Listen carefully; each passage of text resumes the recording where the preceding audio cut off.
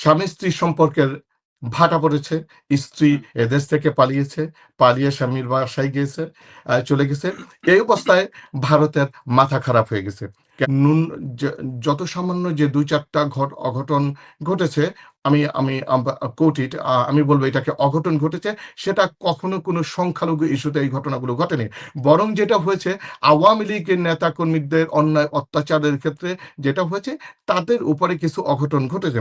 কিন্তু বিজেপি এবং মোদির হাত কিন্তু সংখ্যালঘুদের আক্রমণের উপরে, সংখ্যালঘু আক্রমণে এবং সংখ্যালঘুদের রক্তে রঞ্জিত তাদের হাত। আপনার নিশ্চয় মনে আছে ২০০০ সালে, হ্যাঁ, ২০০০ সালে এক রাত্রে ২০০০ সংখ্যালঘু, অর্থাৎ ইন্ডিয়াতে মুসলমান হত্যার রক্তে কিন্তু তার হাত রঞ্জনটা একটু ভিন্ন স্টাইলে শুরু করতে চাই। সেটা হচ্ছে এভাবে যদি বলি, দেখেন সাবেক পররাষ্ট্রমন্ত্রী আব্দুল মোমেন একটা কথা বলেছিল যে ভারতের সাথে বাংলাদেশের, অর্থাৎ আওয়ামী বাংলাদেশ, কোট, বা ভারতের সাথে আওয়ামী বাংলাদেশের একটা স্বামী স্ত্রীর সম্পর্ক রয়েছে। আসলে কি বিষয়টা জানেন? বিষয়টা হলো, গত এই ১৫টি বছর স্বামী এবং স্ত্রী, ভারত এবং আওয়ামী লীগ মিলে বাংলাদেশকে যে জুলুম, নির্যাতন, গুম, খুন, ব্যাংক লুট, শেয়ার বাজার ধ্বংসের মধ্য দিয়ে বাংলাদেশের জনগণের মধ্যে একটা প্রসব ব্যথার উদ্ভব তৈরি হয়েছিল। এই প্রসব ব্যথার মানে একেবারে লাস্ট মোমেন্টটা ছিল, পিক টাইমটা ছিল জুলাই এবং অগাস্টের বিপ্লবের সার্থক বিপ্লবের মধ্য দিয়ে ৫ই অগাস্ট ভূমিষ্ঠ হয় বাংলাদেশের দ্বিতীয় স্বাধীনতা, নতুন সূর্য। যখন এই বাংলাদেশের দ্বিতীয় স্বাধীনতা আর উদয় হয় বাংলাদেশের মানচিত্রে, বাংলাদেশের জমিনে, তখন সকলের মধ্যে একটা উচ্ছ্বাস, উদ্দীপনা, আনন্দ ঘন পরিবেশ তৈরি হয়। পাশাপাশি যে বিষয়টা ঘটে সেটা হচ্ছে, যেহেতু স্বামী স্ত্রী সম্পর্কের ভাটা পড়েছে, স্ত্রী এদেশ থেকে পালিয়ে স্বামীর বাসায় গিয়েছে, চলে গেছে। এই অবস্থায় ভারতের মাথা খারাপ হয়ে গেছে। কেন মাথা খারাপ হয়ে গেছে? কারণ তারা গত ১৫টি বৎসর যে পাপেট সরকারকে বাংলাদেশের মসনদে বসিয়ে তারা যে ধরনের সুযোগ সুবিধা, অন্যায় আবদারগুলোকে তারা মিটিয়েছে, বাংলাদেশকে যেভাবে তারা লুটে পুটে খেয়েছে, বাংলাদেশকে যেভাবে বাজারে পরিণত হয়েছে, তারা ভেবেছে যে এটা আসলে আজকে এখন থেকে শেষ। এখন হাসিনাকে দিয়ে ভারতের যে পারপাস সার্ভ করার কথা, সেটা সম্ভবত আর সম্ভব হবে না। তাদের আশায় ঘুরে বালি, এবং তাদের ভারতের সেই দিনগুলো শেষ এখন থেকে। পাশাপাশি আমরা এটাও দেখেছি ৫ই অগাস্টের পর থেকে ইন্ডিয়ার যে প্রেতাত্মাগুলো বাংলাদেশে ছিল, তারা বাংলাদেশ থেকে ছেড়ে গেছে অনেকেই। বাংলাদেশ পাশাপাশি ভারতের অর্থনীতি, বাণিজ্যিক ক্ষেত্রে একটা দারুণ প্রভাব পড়েছে। এই অবস্থায় তারা একের পর এক ইস্যু নিয়ে আসছে বাংলাদেশকে, বিশেষ করে অন্তর্বর্তীকালীন সরকার এবং ইউনূস সরকারকে কিভাবে চাপে রাখা যায়, কিভাবে অস্থিতিশীল করা যায়। এর ফলশ্রুতিতে ধারাবাহিকতায় আমরা দেখেছি গোপালগঞ্জের ইস্যু, আমরা দেখেছি রিকশার ইস্যু, আমরা দেখেছি সচিবালয়ে আক্রমণ, এবং একের পর এক ইস্যু আসবে। তারই একটা ইস্যু হয়েছে সংখ্যালঘু। এখন দেখেন, সংখ্যালঘু, আচ্ছা, আমি প্রথমেই ভারতীয় যে সমস্ত মিডিয়া, এ পর্যন্ত ভারতের প্রায় মোরলেসে ৪৯টা মিডিয়া এই অসত্য, কুৎসপূর্ণ, কুরুচিপূর্ণ, মিথ্যা তথ্যগুলো তারা প্রদান করতেছে। যেমন এর মধ্যে রয়েছে জি নিউজ, লাইভ মিন্ট, এবং আরো এনডিটিভি, এরকম বেশ কিছু, প্রায় ৪৯-৫০টার মতো মিটিং। তারা এই তথ্য উপাত্তগুলো যে প্রদান করছে, যে ফার্স্ট অ্যান্ড ফরমোস্ট, তারা কি আদৌ বাংলাদেশে ভিজিট করেছে কিনা, বাংলাদেশে বা যে সমস্ত সাংবাদিকগুলো এ ধরনের তথ্যপত্র প্রদান করতেছে, তারা সরজমিনে বাংলাদেশে ভিজিট করেছে কিনা, বাংলাদেশ থেকে তারা ইনফরমেশন কালেক্ট করেছে কিনা।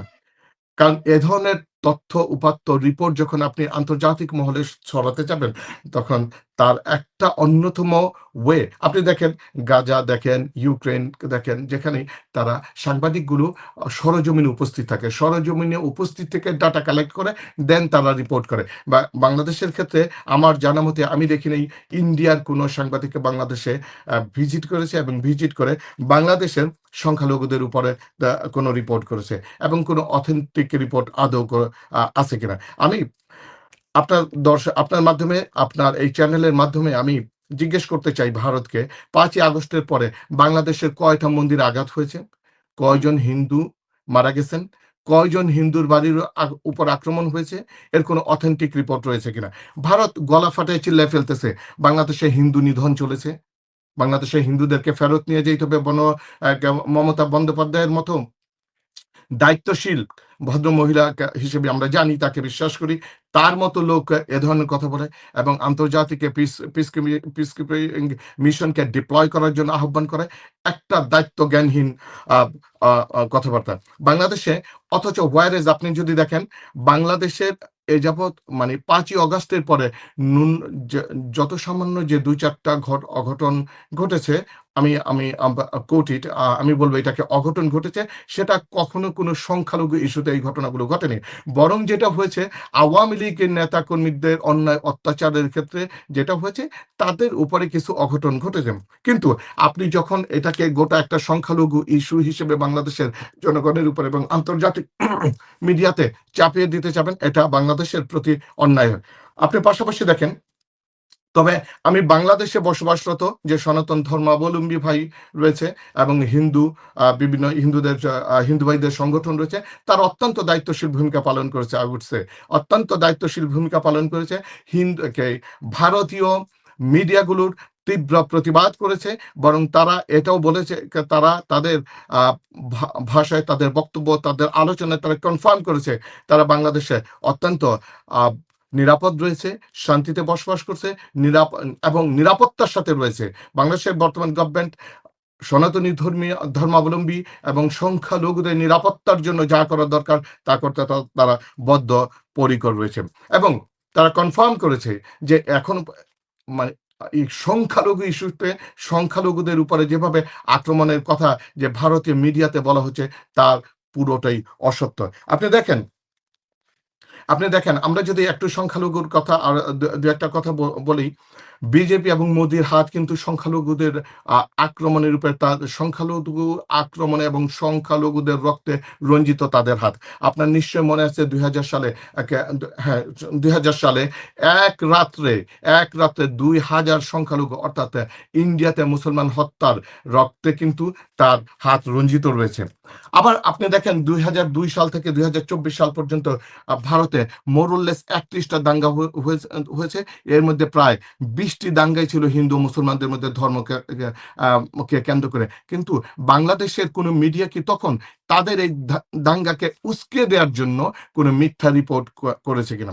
আপনি দেখেন ইন্ডিয়াতে প্রতিনিয়ত মুসলমানদের উপর, অর্থাৎ ওই দেশের সংখ্যালঘুদের উপর অন্যায়, অত্যাচার, নিপীড়ন, ধর্ষণ, নির্যাতন এবং তাদের ঘরবাড়ি ভেঙে ফেলা, ব্যবসা বাণিজ্যকে পুড়িয়ে ফেলা, ব্যবসা বাণিজ্যকে বুলডোজার দিয়ে ঘুরিয়ে দেওয়া, মসজিদ ভেঙে সেখানে মন্দির তৈরি করার মতো কাজ অহরহ করে যাচ্ছে। সেখানে কিন্তু বিজেপি গভর্নমেন্ট সংখ্যালঘুদের অধিকার এবং তাদের নিশ্চয়তা, তাদের নিরাপত্তার নিশ্চিত করতে সম্পূর্ণরূপে ব্যর্থ হয়েছে। অন্যদিকে আপনি দেখেন ভারতের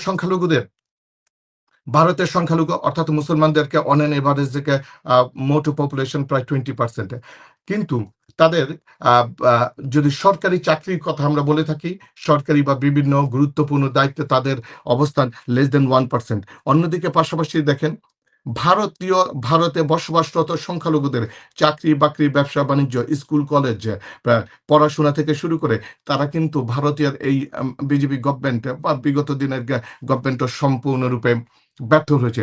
এক্ষেত্রে ভারতকে আমরা যে কথাটা বলতে চাই সেটা হচ্ছে, আগে আপনি আপনার ঘর সামলান, আগে আপনার দেশের সংখ্যালঘুদের নিরাপত্তা নিশ্চিত করেন।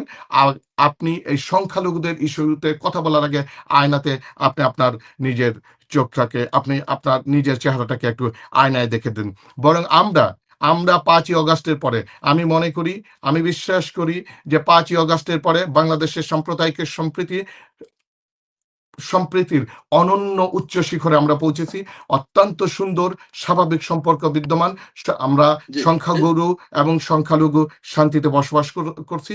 আমাদের এই শান্তিকে অশান্তিতে পরিণত করার জন্য আসবেন না। এদিকে না তাকিয়ে আপনি বরং আমি ভারতকে বলছি, আপনি আপনার নিজের চরকায় তেল দেন।